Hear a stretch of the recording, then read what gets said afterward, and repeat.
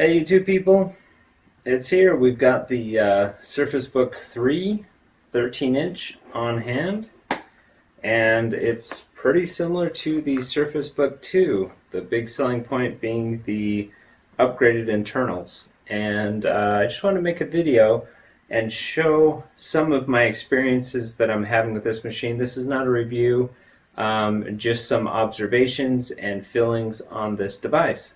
So let's go ahead and get started. Observation number one. The GPU is limited to a peak of 35 watts. Now, I tested the C940 Yoga from Lenovo, which also has a 1650 with Max Q design, and it would actually peak at 40 watts. And as such, I'm seeing about 80% of the performance of that 1650 with Max Q design that was actually ran really well on that C940 Yoga. So we're seeing a little bit of a cap here in watts. The trade-off is the fan noise is incredibly light. I have not heard these fans ramp up like they did on the Surface Book 2 to screaming levels. They're almost unnoticeable the entire time. But there is a performance trade-off. The components on the Surface Book 3 seem to be binned to a very high level. I mean, I'm just one statistic, but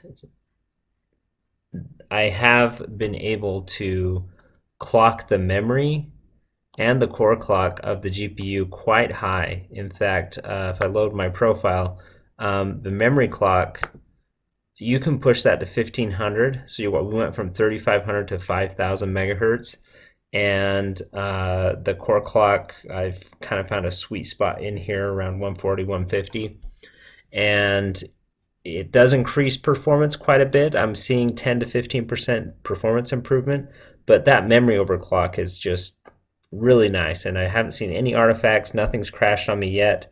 And I'm maxed out on that by the default settings. So it is GDDR5, but I was hoping for GDDR6, but it does overclock quite well, and you do get some performance benefit even though you're at 35 watt.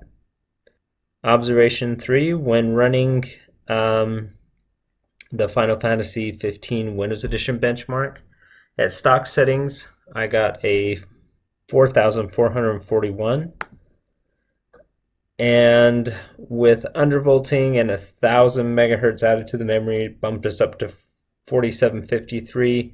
Some additional tweaking and undervolting, pushing the memory plus 1500, brought us to 4899. Yeah, so that's just over a 10% improvement, and it actually uses less power and uses less heat as you are undervolted like that.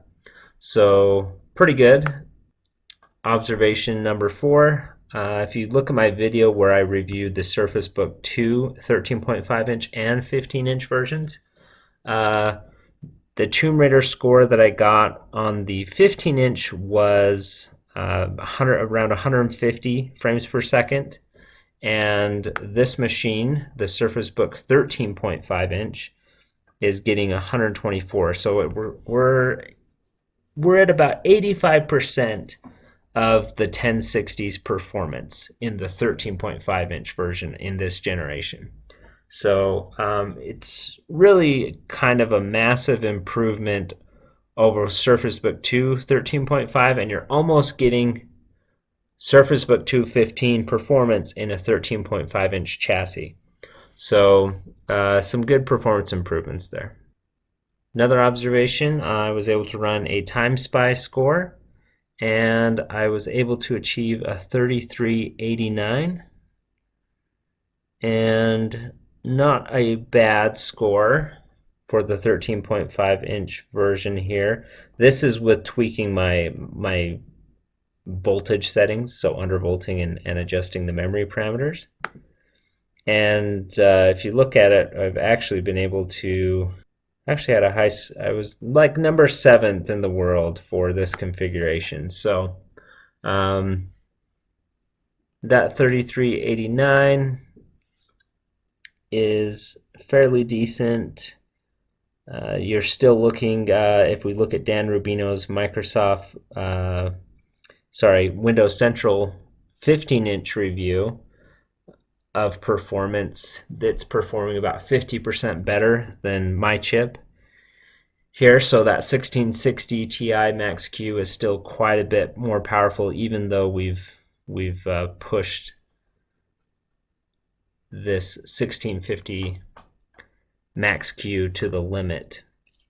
So Windows MR has its issues on the Surface Book, and in general, I've tried several machines with the 1650 doing Windows Mixed Reality, and there's some tricks to getting it to work and work smoothly, and you can get a nice experience. Part of that involves downgrading your NVIDIA drivers to 436.48. If you don't do that, you tend to get double vision issues, and I don't know if that's just the Samsung Odyssey, but I've also seen reports of it happening with a Lenovo Explorer, and the only way to make it not perform horribly is to drop your driver down to 436.48, which is from October of 2019.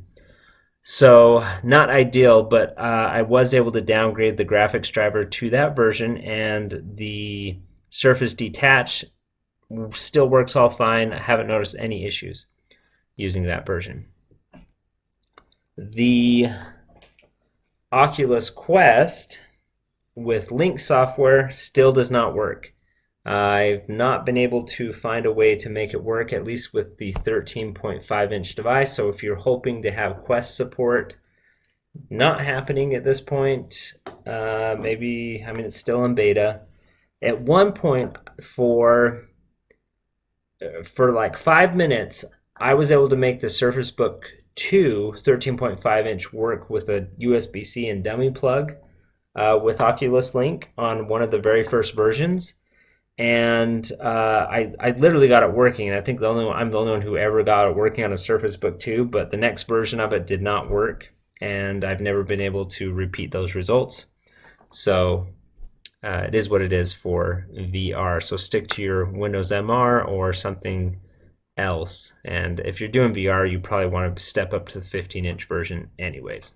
Another issue I had is when the Surface Book 3 installed a firmware update, it rebooted and seemed to go into a low power mode.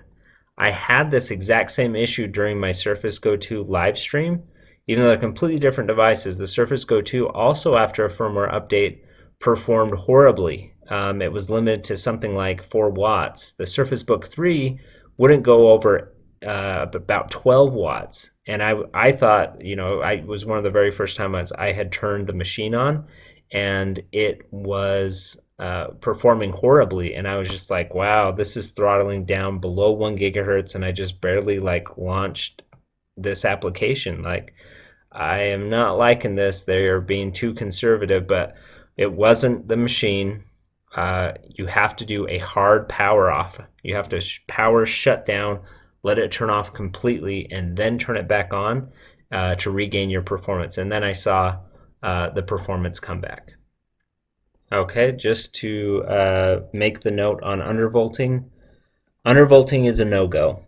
You can adjust these offset voltages as much as you want, but when you apply them, they're not sticking up in this section.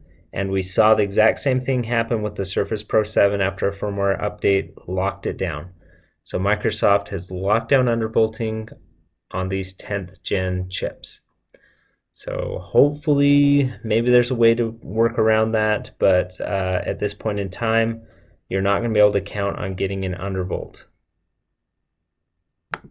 Regarding throttling and package power, these are what the platform limits look like.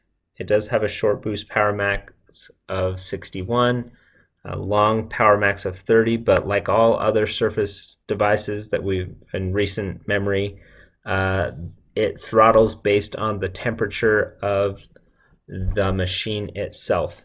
So if you run a fan on the back of the 13-inch, which does not have an internal fan, the 15-inch one does. Surface Book 3, 13.5-inch does not have a fan in the clipboard.